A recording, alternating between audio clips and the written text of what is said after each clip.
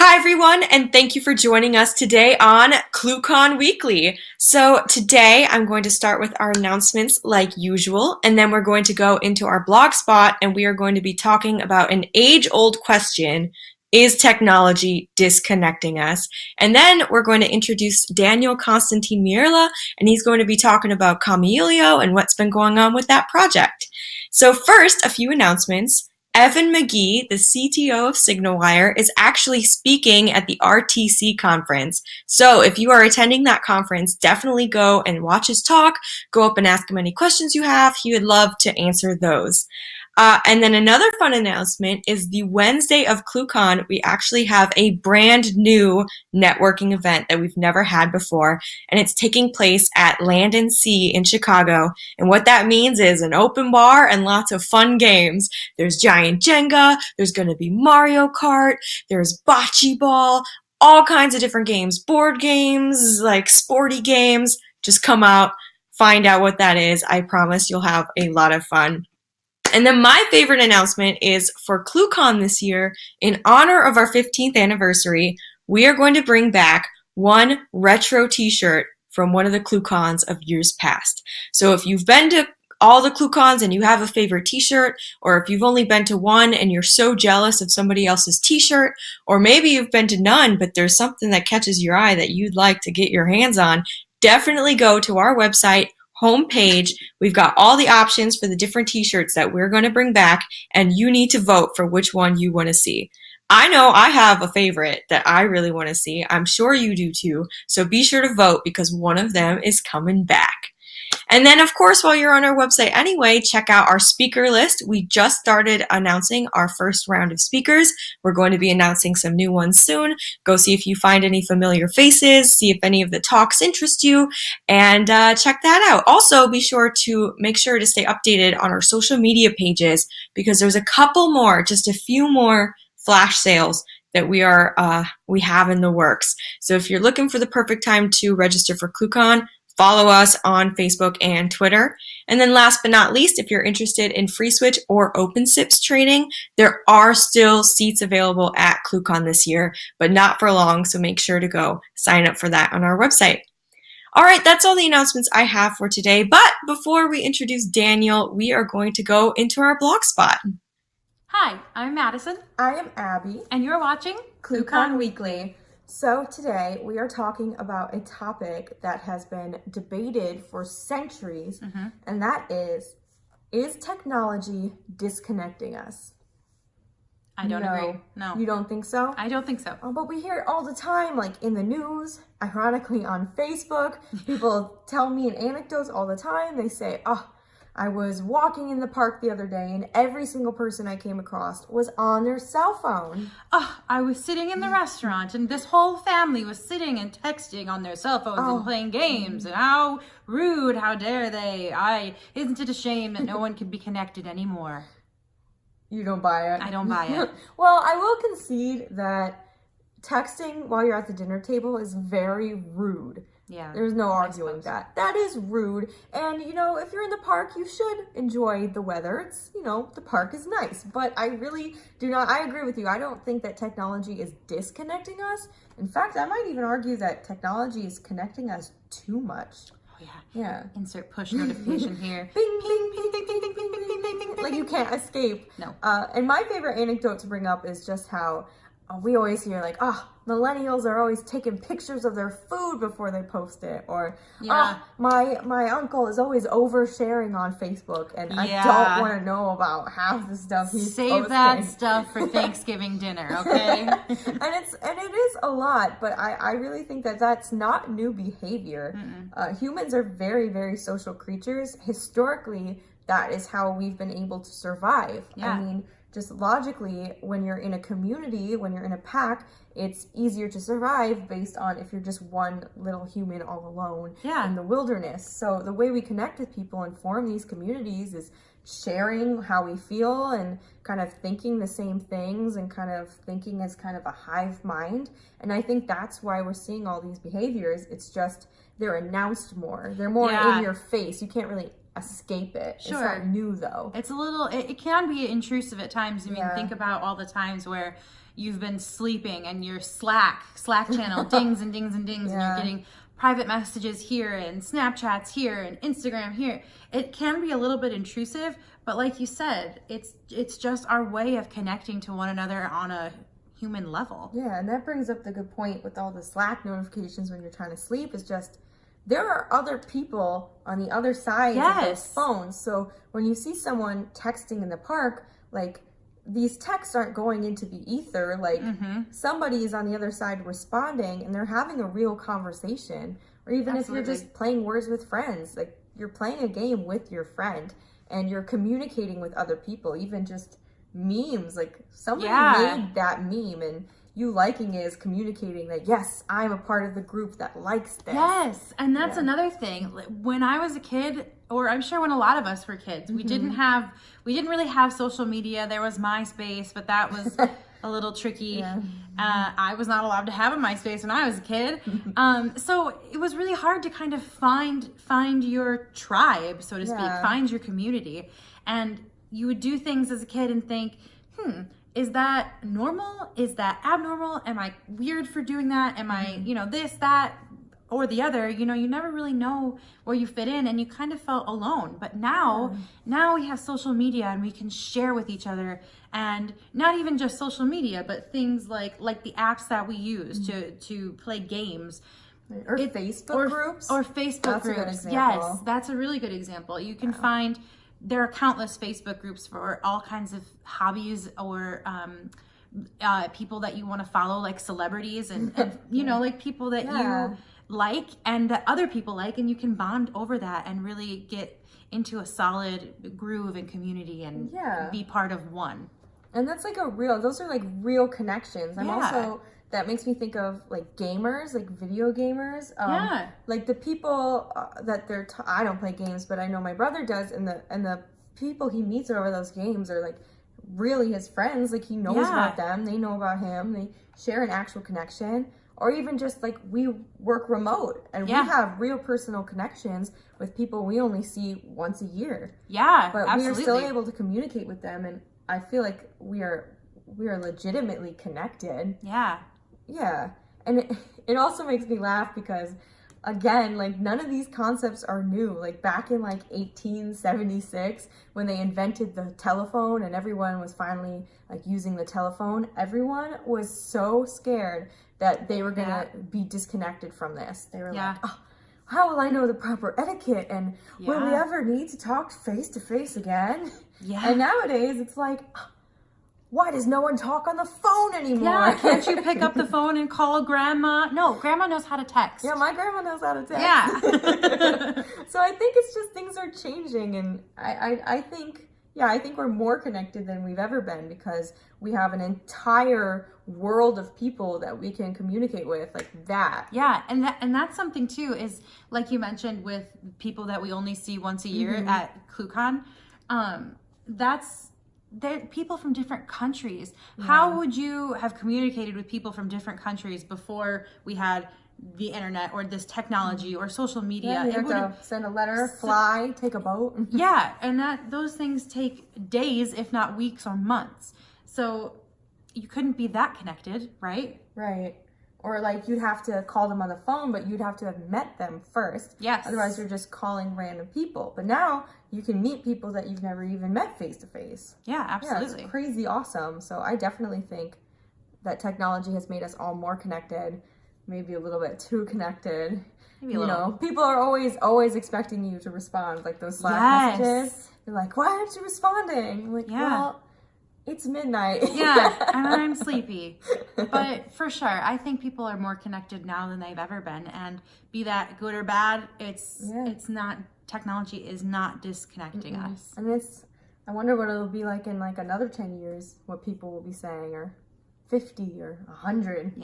But until then, let us know what you think in the comments. Give this video a share. Do you think that technology is disconnecting us? A lot of people do. We don't. So let us know what you think, and we'll catch you next time. All right. Thank you so much for those announcements, Abby. And we want to know what you guys think about that blog spot. Do you think technology is disconnecting us? Do you think it's reconnecting us? Let us know what you think in our social medias. So today we have Daniel-Constantin Mierla with us, and he's going to give us some presentations here. But first, let's get to know Daniel a little bit better. Hey, Daniel, how you doing? Doing well, thank you for inviting me, and I'm glad to be part again of the ClueCon Weekly. And as was mentioned by Abby, catch me at the ClueCon on site on Chicago in August. I'll be there. And yeah, today I'm gonna speak about the Kamailio project, what's new lately with it, and maybe some plans for the future. First, for the people that don't know me, so I'm currently leading the Kamailio project. I'm with the project from its early phase. It's practically what I've been done in the past, maybe almost 18 years or so. And I'm still involved in the development quite a lot, but I do also management in regards to the development of the project, as well as events around the project, our community event, as well as meetings with the developers. I'm located in Berlin, Germany, and yeah, if you come by, ping me. Otherwise, I'll see at Free Switch or other events around the world. Hey, thanks so much, Daniel. So let's jump right into it, shall we? Sure. So I prepared a bit of a couple of slides here in order to give you the history of the project, what we added lately. So highlighting first some of the key features for Kamailio. So for those that are not that familiar with the past of the project, actually we had a different name in the past, or actually two of them. The project started at the Fraunhofer Fokus Research Institute here in Berlin, Germany, quite a long time ago. So that was 2001. After 1 year of internal development, it was made open source with a bunch of extensions that we call modules. So we could do authentication, accounting for billing, and things like that. We had quite, from the early phase, support for IPv6, as this project at that time was part of some European research projects, and IPv6 was out of the ITF and specs at that time, and we wanted to give it a try. We all know that nowadays is the time when most of the people migrate to IPv6. What happened back in 2005, due to some commercial transaction between the institute and some companies, we created a fork name OpenSCR, and we started to focus more on community interaction and adding features based on the ITF, ITU specifications. So we started with this presence, instant messaging extensions. We started to be a bit more flexible in terms of scripting language, adding support for Perl, and later we added for other languages like Lua, Python, and so on. We ended up in another change of name this time because of a trademark issue that happened 10 years or 11 years ago, more or less, in 2008. And since then, we are named Kamailio. So OpenSCR was under some claims of trademark infringement, and as a community of open source developers, we decided to rename it, going for Kamailio, which is a Hawaiian word meaning to talk, to have a conversation. But by the same time, more or less, we merge it back with the branch for SIP Express routers. So SIP Express router and Kamailio had like parallel development, so different projects between 2005 and 2008. But at the end of 2008, we decided to combine back the two projects, keeping this time the Kamailio name because it was already protected by some trademarks that we registered, and we didn't want to face again some issue with renaming in the future. Among the major features that we added more or less about the same time, given that Kamailio is a SIP proxy, a SIP server focusing on scalability, so routing signaling package for voice over IP, video, instant messaging presence. We added asynchronous TCP and TLS, so no longer blocking when connecting, increasing the capacity by order of magnitude or even more. A new transport layer, SCTP, more or less at the same time, suspending and resuming processing of SIP transaction, reloading some of the parameters without restarting, so the value for some parameters.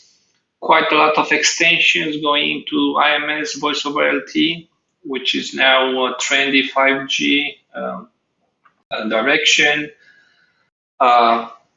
On scalability and distribution, especially for the cloud deployments where you need the elasticity, distributed message queue, and support for NoSQL engines like MongoDB or Redis. And because it was more and more demand with the integration for external systems, we added a better support for external scripting languages like Lua, Python. So you could use this scripting language to decide what's the next hop where the SIP traffic is sent, being it a free switch or a gateway. So you have the choice to use, for example, Lua or Python, connect with an API server, make a request, process the response in your favorite language, and then tell Kamailio, okay, send it out there. And Anycast was also one of the latest additions in the past few years with the infrastructure available by the big providers, cloud providers. Sometimes Anycast it's a good option to go for. Just as history, so we did quite a lot of releases over the time. I wanted to highlight that we are at the version 5.2, and as we mentioned, the last two versions, be aware that 5.0 it's out of maintenance. If you still on that version, please upgrade. And the next one, 5.3, it's expected to be in autumn this year, as we decided on the matter. So keep an eye on our releases, not to stay behind with the stable and maintain version of Kamailio. For the past year or so, couple of new modules, which are our extension mechanism in Kamailio, mainly to the project. Some support for accounting with JSON documents, so you get the CDRs in JSON format, being easier to parse from JavaScript or Node.js applications. Support for Ruby for those that want to write the SIP routing scripts in Ruby. Redis also has quite high popularity in our project. So a second module, DB Redis, was added after the existing NDB Redis. So allows you to interconnect with the cluster of Redis system and then share information. Could be username, password, could be location, could be call states, makes it quite flexible and fast. On the future release, the current develop branch, quite a lot of extension for this embedded interface for external scripting languages, this Kenix module, focus on that. We actually have now a module that it's able to process media and play back audio, this RTP media server. something to look at if you need to play some audio during a call or so, could be a solution. And again, on security, as Kamailio, it's one of its main use cases. It's a security gateway for SIP networks. This security filter that allows you to set policies, rates on traffic, and how to drop, when to drop, if traffic is too high or sorry, has some suspicious attributes like headers and so on. With a major impact on the latest version, Dispatcher, again, a very popular module, and I want to highlight it. This is our module for load balancing SIP traffic. We did quite some refactoring internally to migrate from what we used in the past as AVPs to a more modern approach, extended AVPs that will require some changes to your config file. So be aware when migrating to version 5.2. If you have these modules, if you use Kamailio as a load balancer, likely you need to do some changes to your configuration file. We also focus a bit more on performances because more and more deployments have a large set of destination like gateways. So we changed the indexing from a list to a tree. So we are finding faster the next hop if you have a lot of options to try. And also we allow now we added a feature that allows you to select from different groups of gateways with different algorithms. We have this round robin, call load balancing, and so on. So you can choose the group and the algorithm from a list of them. Also, we can set priority based on congestion. So we send the keep alive to gateways if one it's responding slow or it's a large PTL there. We set lower priority to it. And ongoing work, it's operation per address. So you can insert and delete a specific destination, no longer working with the entire group of destinations. Other modules with major impact in terms of what was added lately. So call recording and transcoding with our RTP relay application, the RTP engine. So you can use it for these features if you need, besides non-traversal, which was the main feature of this application in the past. Already mentioned this Redis for the database backend, so you can replace MySQL with Redis quite transparently these days. Ability to load information about active calls on demand, very useful if you have a distributed platform with the call initiating on one node and eventually terminated through another node. Invite on one Kamailio and by coming on another Kamailio.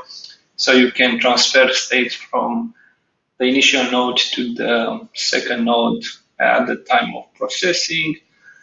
Again, quite a lot of focus on this 4G, 5G, the IMS voice over reality extension, as well as work on TLS for supporting these SSL engines, which gives better performance based on hardware cards and this kind of features. What else happened during our last year? Besides our Kamailio World event, we started to have face-to-face development meetings, which allows us to speed up on working on certain components.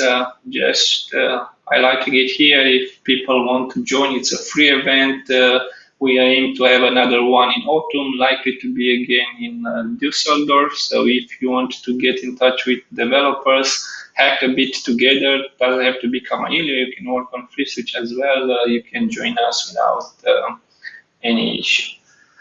Another aspect that I want to highlight: be careful if you migrate to operating system that has LiveSSL version 1.1. They changed their internal API, and we have some issues with the new one in the way that we cannot set our internal locking functions. So come and ask on the mailing list or read the readme of the TLS module, because there are some hints there of how to go around this. Have it in mind again if you migrate to a new operating system with LiveSSL version 1. As near future plans, we want to sort out this OpenSSL, LiveSSL version 1.1 together with that project, because right now we have some workarounds, but we want to have something better integrated with the upstream. We try to build some teams in terms of working on major components, like maybe this IMS for 5G and so on, or presence, which 1-2 developers, it's not enough, because we need also some infrastructure for testing. So we try to create a better organization in terms of putting developers together with sponsors from different companies. So this is also one of the goals, not really like development, but in terms of organizing the project. Continuous integration, testing, and building packages. Always it's space for improvement and adding new features there, new unit testing, and so on. And the documentation, we know in open source, it's never enough to have documentation. Now we try to merge together this documentation for function exported to external scripting languages, this CAM interface, as well as the ones for our native scripting language. This would be probably a good topic for our next face-to-face development meeting. Just to end, if you do some services related to Kamailio or use Kamailio, you can get listed on our business directory or on use by directory. So it can expose your service or your company, and can help you attract a bit of traffic. I also got quite a lot of questions about our book. We plan to have a new release by the end of the summer or in autumn, along with the new version of Kamailio, just to give you quick updates. And before going to the questions, here are my contacts. Of course, highlighting that we have our own event, Kamailio World, just happened the last edition a few weeks ago. So keep an eye for next year. Sometimes in spring we should have the next edition. Dates are not set yet, but this is our target frame, spring 2020. So that would be a quick update with my slides. Whenever you have other questions, feel free to contact me. You have the contacts here. Now back to Madison for questions and chatting further. Yeah, thank you so much for that presentation. I love to have a quick rundown of what's new. And I will add those links that you put on those slides to our description in the video, so that any of the audience members who want to learn more can go visit those links. So I do have a quick question for you. Since you will be speaking at ClueCon this year, what are you going to be talking about? So at ClueCon this year, I'm speaking about these scripting languages, because it's quite new, and it adds a lot of flexibility. But some people are not yet familiar with the concept. Some of them are a bit afraid on losing the performances by using Lua or Python. And as I did a lot of work lately with this extension in Kamailio, it proved that they are in pair with what we call a native scripting language. Mm-hmm. And this is not because it's our goal, to put it from another perspective. Our goal is to build fast and scalable SIP routing engines, and not even a telephony engine. It's our aim is to be fast at rounding SIP packets. And others, they have the goal of building scripting languages. So while we have our native scripting language that we built from scratch, now with all these cloud services and a lot of other, let's say, not strictly related to real-time communication, we know now is no longer voice and video. You have to interact with other systems, with CRMs for customers, and you need a lot of extension. And writing from scratch all these extensions requires time and resources. And in terms of performances, sometimes we don't really focus on optimize the scripting language. And Lua proves to be, they do compilation at runtime and it's quite fast. The FreeSwitch community, it's also very familiar with Lua. Actually, I started to add Lua to Kamailio because I found it in FreeSwitch 10 years ago, more or less, and I like it. Oh, wow. And so I'm going to show the benefits of using it. I'm going to show also some results with the performances. And by that, hopefully more people will understand that at the end, it's their choice. There is no loss in terms of performances. There is more or less the same set of features exported to both scripting languages. And at least at the last Kamailio World, I got very good feedback on this topic. And ClueCon being on the other side of the ocean, I expect to have a different community there. And of course, I'll be happy to clarify if they have any other concerns. But in terms of flexibility, everyone was really happy because they could use first their favorite scripting language with better documentation, and then a lot more extension if they need to interact with whatever CRM or so. For sure, in Python or Lua, it's an extension these days.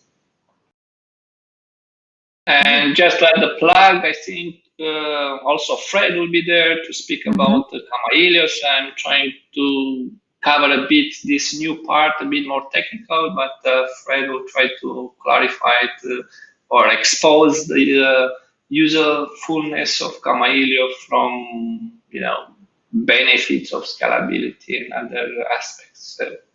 Good. Well, we are so excited to have both of you joining us again. It's always a treat to catch up with you guys. So I just wanted to let everybody out there know, if you do have any questions for Daniel, you can go ahead and leave those in the comment section on the video below the description, and we will be sure to get those over to him so he can answer those for you guys. So thank you for joining us again today, and we look forward to seeing you in August. Look forward to see you again as well. So bring some good weather. There is a lot of parties around, so I'm sure it will be another great event as usual. Absolutely. Looking forward to that boat tour. Yep. All right. Thank you so much, Daniel.